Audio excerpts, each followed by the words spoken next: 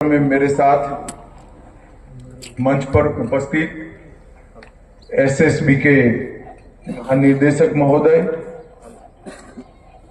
IB के निर्देशक श्री तपन कुमार डेका, श्रीमान राजू बिष्ट, सांसद दार्जिलिंग लोकसभा आनंदमयी बर्मन, विधायक माटीगाड़ा नक्सलवाड़ी श्री राहुल रसगोत्रा, महानिदेशक भारत तिब्बत सीमा बल श्री राजेंद्र कुमार जी, सचिव सीमा प्रबंधन गृह विभाग, आज उपस्थित एसएसबी के सभी परिवारजन, भाइयों बहनों और जिनके लिए मैं आज यहाँ पर आया हूँ, ऐसे मेरे एसएसबी के सभी जवानों को 61वीं वर्षगांठ के उपलक्ष्य में बहुत बहुत बधाई और शुभकामनाएं देना चाहता हूं। आज के इस अवसर पर समय है एक बार फिर से दृढ़ संकल्प का, कृत निश्चयता के साथ भारत के दो पड़ोसी राष्ट्र, मित्र राष्ट्र, उसकी खुली सीमा पर हो रहे आवागमन में जो राष्ट्र विरोधी तत्व है, उनको चुन चुनकर कानून के हवाले करने के संकल्प लेने का आज यह दिन है।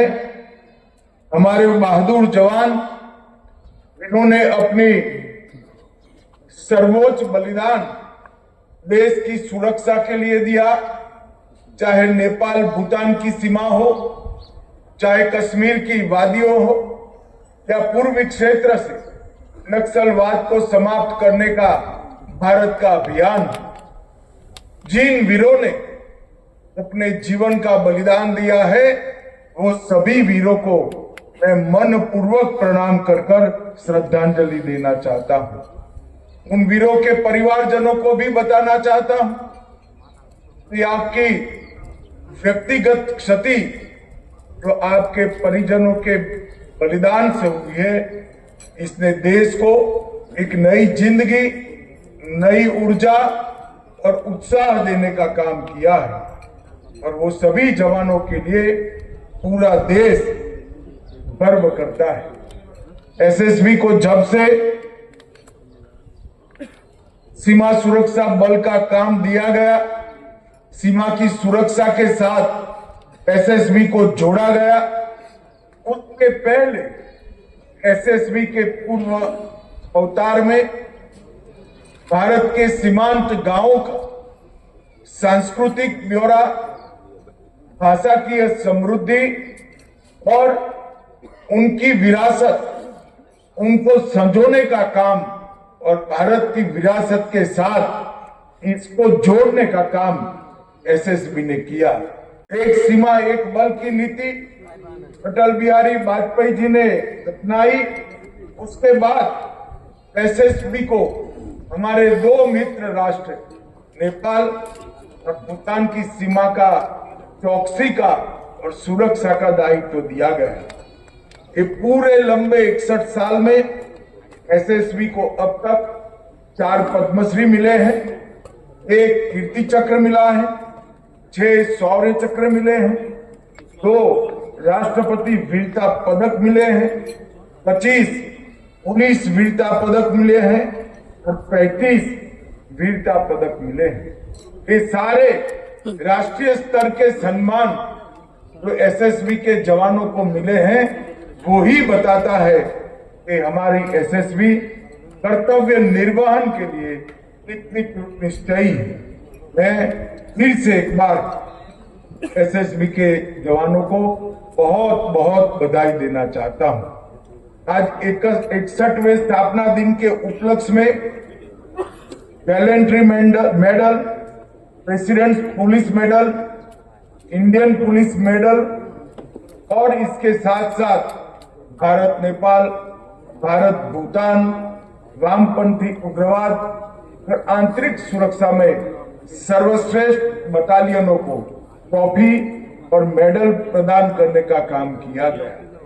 जिन जवानों ने अपनी बहादुरी और कर्तव्य परायणता के चलते इस मेडल पर अपना अधिकार जमाया है, अपने उत्कृष्ट प्रदर्शन से इस ट्रॉफी पर अपना अधिकार जमाया है, उन सभी को मैं बहुत बहुत बधाई देना चाहता हूं और उनको साधुवाद भी देना चाहता हूं। आज यहाँ पर इस मौके पर एसएसबी से जुड़े 8 विभिन्न निर्माण कार्यों का ई उद्घाटन और ई शिलान्यास भी हुआ।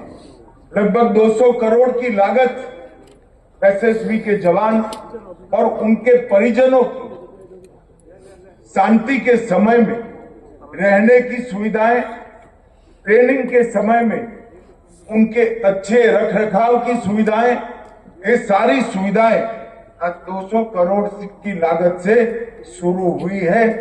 इसके लिए भी मैं एसएसबी को बहुत बहुत बधाई देना चाहता हूं। मित्रों, एसएसबी के 61 वर्ष के गौरवशाली इतिहास में सेवा, सुरक्षा और बंधुत्व के नारे को एसएसबी ने न केवल नारा रखकर अपने कर्तृत्व से चरितार्थ करने का काम किया है और राष्ट्र की सेवा की, राष्ट्र की भक्ति की और राष्ट्र प्रथम की भावना को उजागर करने का काम किया है। 1963 में जब से स्थापना हुई तब से पहले सीमांत गांवों में खुद देशभक्ति और भारत के साथ जुड़ाव का एक जज्बा उत्पन्न करने का काम एसएसबी ने किया है और उसके बाद नेपाल और भूटान की 2450 किलोमीटर खुली सीमा की सुरक्षा सतर्कता के साथ की। जब सीमाओं पर बाढ़ लगी होती है तो सीमा की सुरक्षा करने वाले के जवान का दायित्व कम हो जाता है, क्योंकि जब सीमाएं खुली होती है तब उसका दायित्व अनेक गुना बढ़ जाता है। सजगता भी चाहिए, जागरूकता भी चाहिए और पैनी नजर भी चाहिए।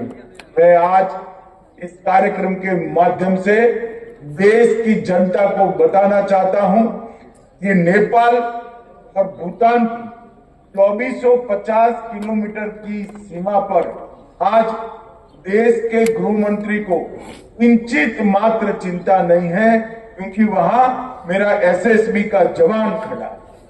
खुली सीमा से नारकोटिक्स, मानव तस्करी, हथियारों की आवाजाही और देश विशेषकर, और अब जब यहाँ वामपंथी उग्रवाद समाप्त होने की कगार पर है, तब छत्तीसगढ़ में भी एसएसबी मोर्चा बहादुरी के साथ संभाले हुए।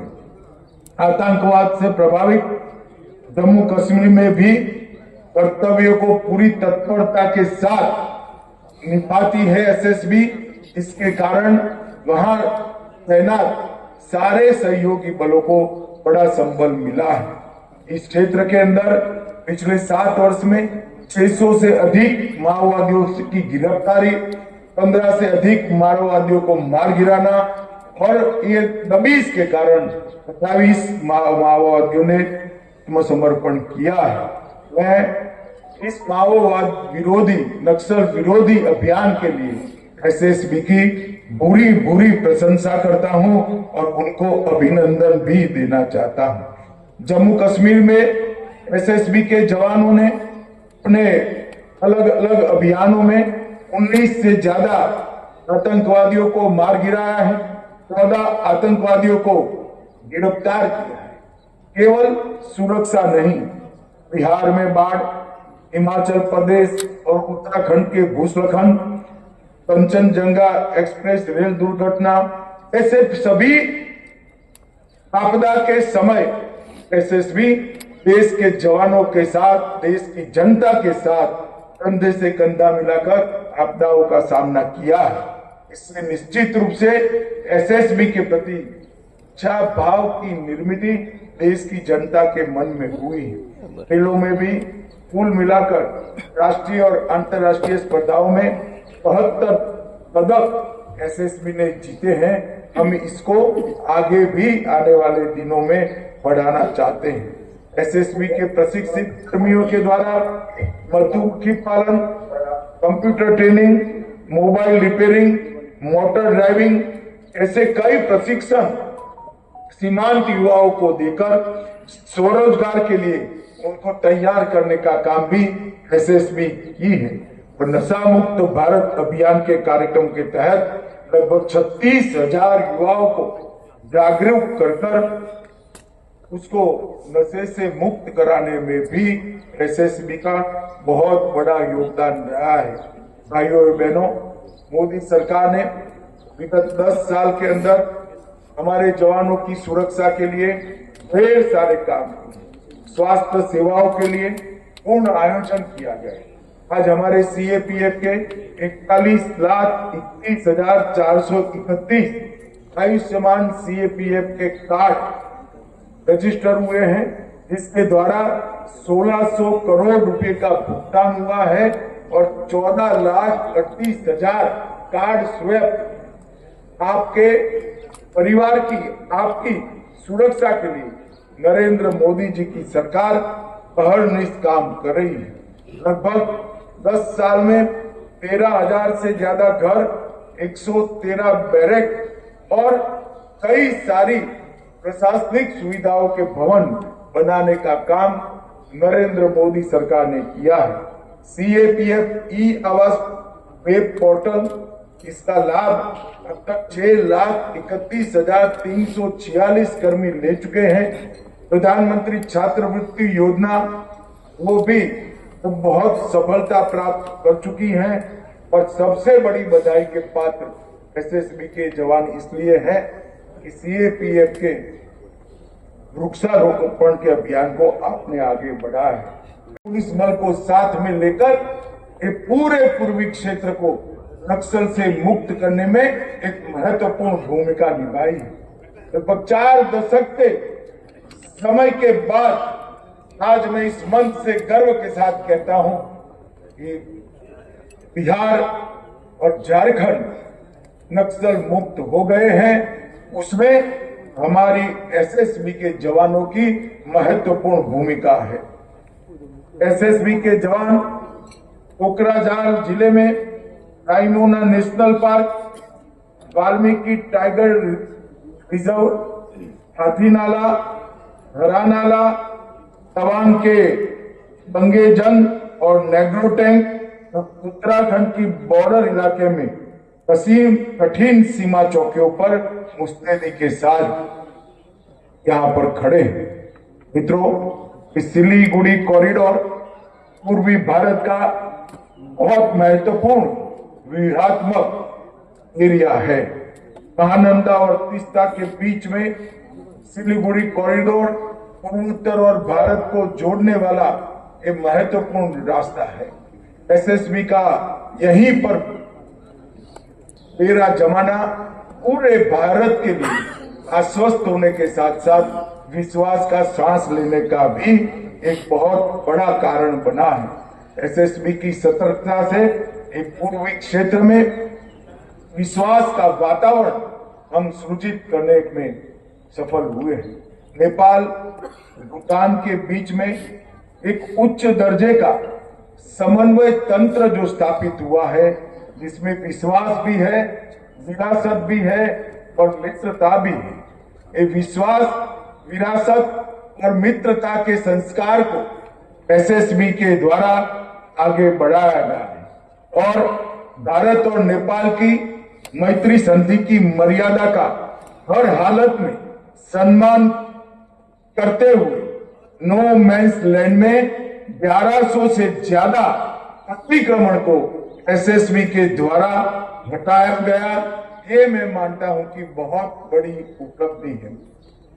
सीमा में 15 किलोमीटर तक सरकारी जमीन पर अतिक्रमणों के लिए विगत 3 वर्षों से एसएसबी ने जीरो टॉलरेंस की नीति अपनाई है और किसी प्रकार के विवाद के बगैर हजारों एकड़ सरकारी भूमि को अतिक्रमण से मुक्त कराने का काम किया है।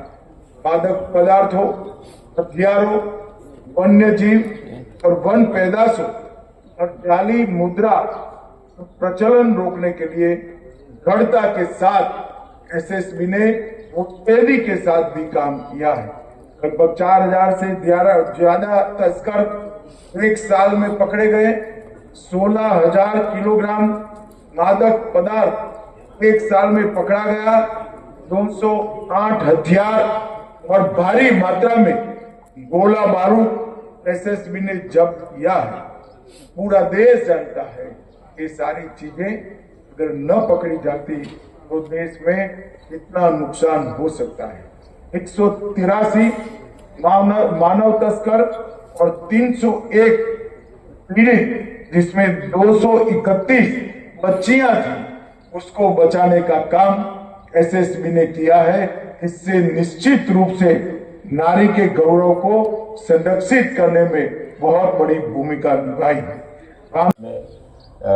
यहाँ का जो इंफ्रास्ट्रक्चर है और अन्य जो सुविधाएं हैं उसके ऊपर काफ़ी फोकस है और इसीलिए उन्होंने ये इस स्थान का सिलेक्शन किया है और ये एक बहुत बड़ा मैसेज है हम लोगों के लिए और भी अच्छी से और पूरे मनोबल के साथ काम करने के लिए, ताकि हमें किसी भी प्रकार का यहाँ बॉर्डर के ऊपर कोई विशेष चुनौतियों का सामना ना करना पड़े और ये जो आईसीपी का जो काम है वो स्मूथली आगे चलता रहे। मैं इस अवसर पर अपने जो जवान यहाँ उपस्थित हैं उनको भी ये आग्रह करूँगा कि इन सुविधाओं का पूरा फ़ायदा उठाते हुए अपनी जो ड्यूटी है उसको और बेहतर तरीके से करें। जो सिस्टर एजेंसीज़ हैं, एलपीआई, इमिग्रेशन, कस्टम्स, जो भी यहाँ इस प्रोजेक्ट में इन्वॉल्व है उनके साथ मिलजुल के बेहतर तरीके से काम करें और एफिशिएंसी को बढ़ाएं, ताकि जो देश का एक इमेज है, देश का जो व्यापार है, जो इस आईसीपी का एक उद्देश्य है बढ़ाने का, वो अच्छे तरीके से पूरा हो सके। मेरी बहुत बहुत शुभकामनाएं आप सभी को जो इस प्रोजेक्ट के साथ इन्वॉल्व रहे हैं और इसको पूरा करने में अपना अपना योगदान दिया है, उन सभी को ये आज का दिन हमारे लिए एक माइलस्टोन के तौर पर याद रखा जाएगा, क्योंकि एक हमारी सिनर्जी को बनाए रखेगा। बहुत बहुत शुभकामनाओं के साथ आप सभी का धन्यवाद। तो उसमें ये मुझे पूरा विश्वास है कि ये जो अकोमोडेशन बनाई गई है वो हमारे जवानों को बेहतर सुविधाएं देगी और उनका जो एक काम करने का जो मनोबल है उसको और ऊंचा बनाएगी। मैं एलपीआई का इस प्रोजेक्ट को पूरा करने के लिए और उपलब्ध कराने के लिए बहुत बहुत धन्यवाद देता हूँ।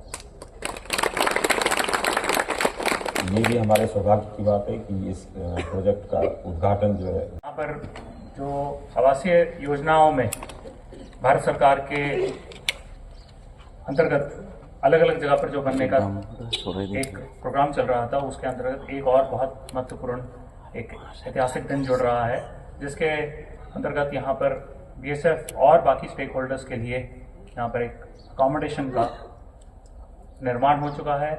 और अब यहाँ पर आज हमारे माननीय गृह मंत्री एवं सहकारिता मंत्री जी उसका इनॉग्रेशन करेंगे वर्चुअली।